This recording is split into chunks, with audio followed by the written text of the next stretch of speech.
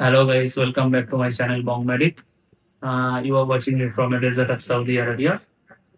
আজকের ভিডিওটা হচ্ছে how to become a nurse in Saudi Arabia in 2025।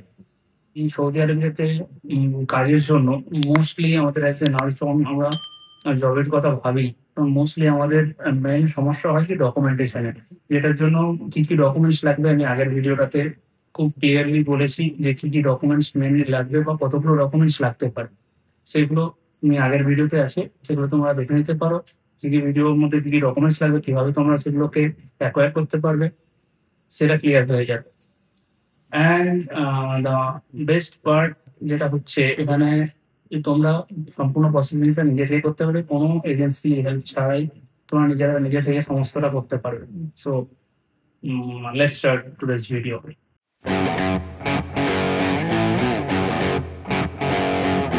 সৌদিতে নার্স হতে গেলে টোটাল আমাদের প্রসেসের মধ্যে হচ্ছে ৪ টে স্টেপ রয়েছে। First step data flow, second step eligibility, third step exam, fourth step licence. এই ৪ টে স্টেপ রয়েছে। Clear? First step data flow. Data flow সম্বন্ধে আমি বলছি, যেগুলো ক্লিয়ার করে শুনবে, ডেটা ফ্লো নিজে থেকে করতে পারবে। প্রথম প্রসেসটা হচ্ছে যে ডেটা ফ্লো। এই ডেটা ফ্লোটা কিছুই না, ডকুমেন্টস ভেরিফিকেশন, যেগুলো হয় যে আমাদের ডকুমেন্টসগুলো সমস্ত কিছু ঠিক আছে কিনা। তো ডেটা ফ্লোর মধ্যে ওরা মেইনলি চেক করে আমার এক্সপিরিয়েন্স, আমাদের সমস্ত ডকুমেন্টস ঠিক আছে কিনা, আমাদের কেএমসি রেজিস্ট্রেশন। যেহেতু আমি কেএমসি দিয়ে করছি অনেক টাকা, আপনারা যদি কেউ তোমাদের মধ্যে কেউ যদি থেকে থাকে যে ডব্লিউবিএমসি আছে বা আদার্স যে কোনো স্টেটের, তারা দেখবে যে তোমার নার্সিং লাইসেন্স ভ্যালিড রয়েছে কিনা। যেগুলো আমি ডকুমেন্টস ভিডিওর মধ্যে আমি সেগুলো সম্পূর্ণ ক্লিয়ার ভাবে বলেছি, সেখানে কোনো সমস্যা নেই। সো ফার্স্ট হচ্ছে ডেটা ফ্লো। এটা একটা বডি যেটা তোমার ডেটা ফ্লো একটা রিপোর্ট তৈরি করে দেবে, যে তোমার সেই রিপোর্টটা যখন আসবে ফার্স্ট অ্যান্ড ফাইনাল, সেটা মোস্টলি 15 to 20 days লাগে, 15 থেকে 20 দিন, 20 দিনের মতো লাগে। তো তার মধ্যে আমরা জানতে পারবো যে আমাদের ডকুমেন্টস একটা রিপোর্ট বানিয়ে দেবে ডেটা ফ্লো, যেটাকে এসসিএফএইচএস বলে যে একটা বডি রয়েছে। এসসিএফএইচএস, আমি নিচে লিখে দিচ্ছি বডিটার নাম, এখানে টাইপে দেখতে হবে। সেই বডিটা তোমরা ওখানে গিয়ে তোমার নিজে থেকে ডেটা ফ্লো স্টার্ট করতে পারো। আর কোনো এজেন্সি হেল্প লাগবে না, আমি যেটা বলছি সব থেকে গুরুত্বপূর্ণ যেটা data flow. Just first data flow start করে দিলে এখানে একটা অ্যামাউন্ট পেমেন্ট করতে হয়, অ্যারাউন্ড আমাদের ইন্ডিয়ান রুপিজে 22-23 হাজার টাকার মতো। তো আমি ভাবলাম কি আমার মতো আরো অনেকে আছে যারা সৌদি আরবের মধ্যে আসতে চাইছে, কিন্তু তারা ল্যাক অফ নলেজ, যেটা আমার ক্ষেত্রে ডেটা ফ্লোর ক্ষেত্রে হয়েছিল, কিন্তু পরেরগুলো আমি সম্পূর্ণ নিজে থেকে করেছি।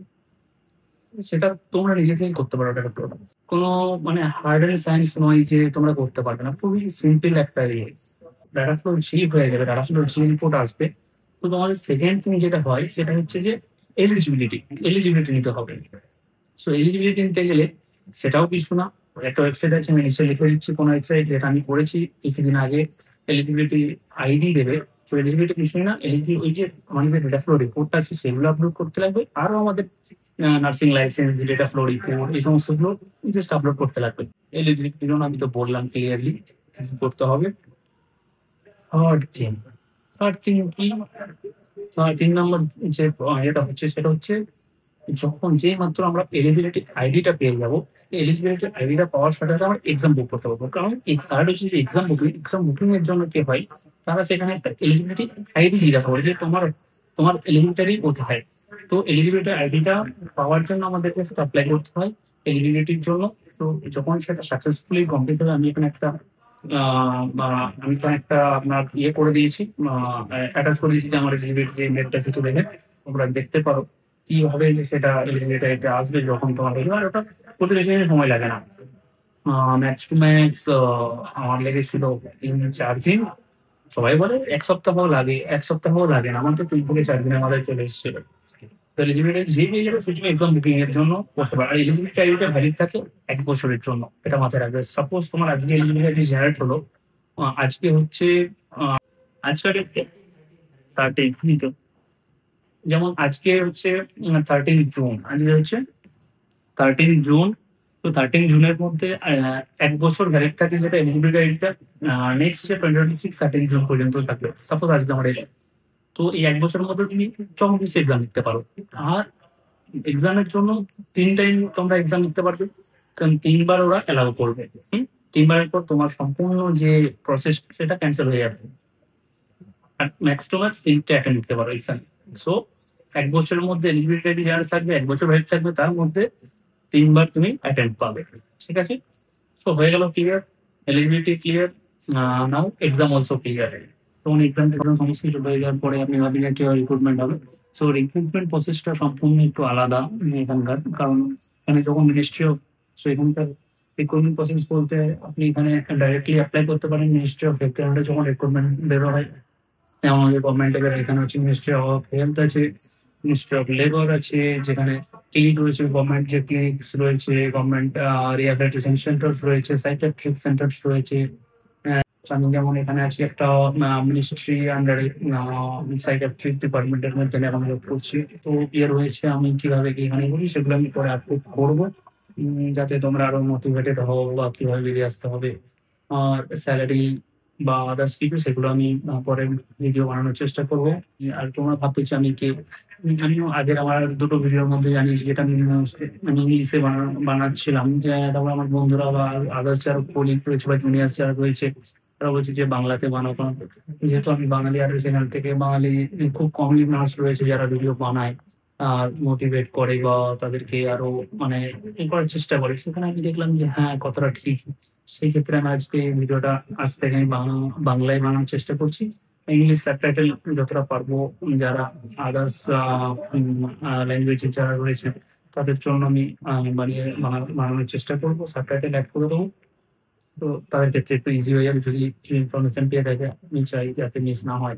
যারা অ্যাকচুয়ালি যাদের দরকার, যারা নিজে থেকে করতে, আমি যেহেতু নিজে থেকে সম্পূর্ণটা আমার প্রসেস করেছি, তো আমি বুঝি জিনিসটা কিরকম। কারণ কোনো এক জায়গা থেকে সম্পূর্ণ ইনফরমেশনটা পাওয়া যায় না। আমি দেখেছি অনেক ইউটিউব চ্যানেল রয়েছে, আমি কাউকে ভালো খারাপ বলছি না, বানাই, তারাও চেষ্টা করছে তাদের থেকে। কিন্তু আমাদের যে দরকার সেই দরকার সম্পূর্ণটা আমরা এক জায়গা থেকে পেতে পারি না। তো আমি সেই ক্ষেত্রে আমি চাইছি যে আমার সম্পূর্ণটা আমি সেখানে মানে দিতে চাইছি, যে যাতে যারা জানে না বা যারা চাইছে, তারা কোনোভাবে মানে আগ্রহী, তাদের জন্য ভিডিওটা আরো বানানোর জন্য। তো সেই ক্ষেত্রে আমার এত কিছু, আমি অ্যাকচুয়ালি আর হ্যাঁ, আমি অস্ট্রেলিয়ার প্রসেসিং করছি। অস্ট্রেলিয়া কিছুদিন পরে হয়তো ১ বছর মেবি আরো, আমি জানি না এখনো। আমার অলরেডি ১ বছরের কাছাকাছি প্রসেসিং চলছে অস্ট্রেলিয়ার জন্য। সেই ক্ষেত্রে সেই জন্য আমি এখানে টাইমিং এর জন্য মুভ হয়েছি। সুতরাং আমার মানে একটা ভাস্ট নলেজ রয়েছে। আর একটা হয় না ধাক্কা খেতে মানে নিজে থেকে সম্পূর্ণটা করার জন্য। এটা হয় না যখন মানে ধীরে, ধীরে যে নলেজ গুলো গেইন করা হয়। তো আমি জানি প্রসেসটা কিরকম ভাবে কি করতে হয় নিজে থেকে করতে গেলে সম্পূর্ণটা। তো সেক্ষেত্রে আমি বিলিভ করি যে আমি তোমাদেরকে হেল্প করতে পারবো সেই জায়গাতে। উম আর যারা আগ্রহী তারা অবশ্যই আমাকে ফলো করে নিও।